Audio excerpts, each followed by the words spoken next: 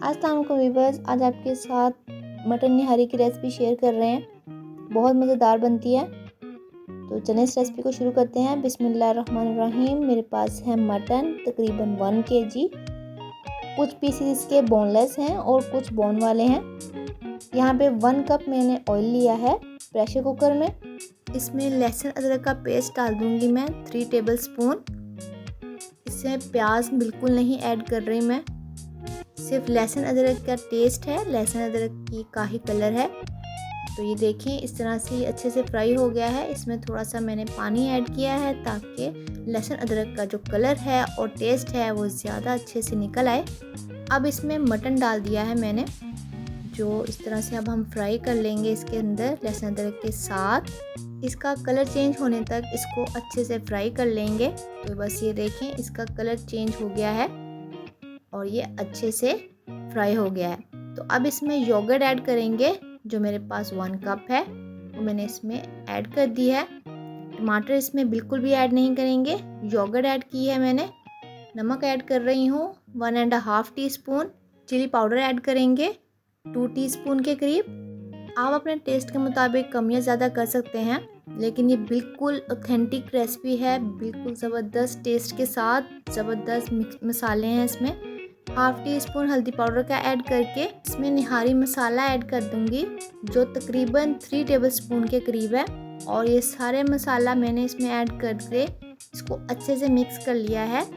मसाले में सौंफ, ज़ीरा, खुश्क धनिया पाउडर और तेज़पत्ता, काली मिर्च और कश्मीरी लाल मिर्च, वो जो मोटी वाली होती है, वो मैंने इसमें ऐड की थी। और ड्राई रोस्ट करने के बाद इसको अच्छे से मिक्सी में ग्राइंड कर लिया था।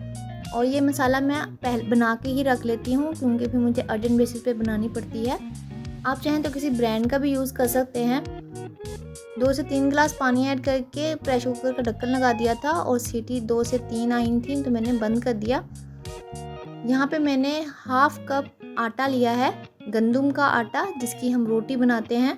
तो इसको पानी में, थोड़े से पानी में मैंने मिक्स कर लिया है इसको अच्छे से, और इसका ये इस तरह से पेस्ट बन गया है।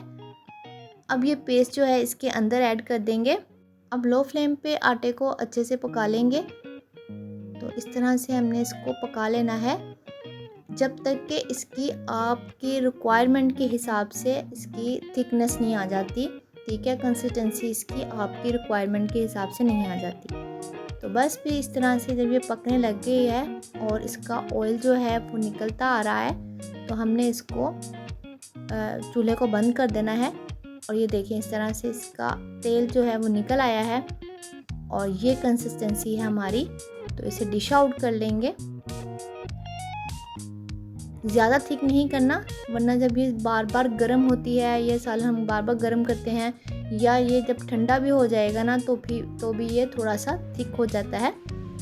तो बस अपने हिसाब से आपने इसकी कंसिस्टेंसी जो है वो रख लेनी है। तो अब इसको गार्निश कर देंगे। थोड़ा सा ऑयल मैंने निकाल लिया था जब ये पक रही थी आटा डालने से पहले, तो वो मैंने इसके ऊपर सर्व किया है। जिंजर से कटी हुई डाली है मैंने इसके ऊपर, लेमन रखा है। इसको इसके साथ लेमन अगर सर्व करें तो ये बहुत टेस्टी लगती है। मुझे उम्मीद है आपको मेरी रेसिपी पसंद आई होगी। अगर पसंद आई हो तो ज़रूर कमेंट सेशन में कमेंट कीजिएगा और लाइक और शेयर भी कीजिएगा। बहुत ही यमी, बहुत ही डिलीशियस निहारी बनकर तैयार हुई है। कितना मखमली और सॉफ्ट सा इसका टेक्सचर है।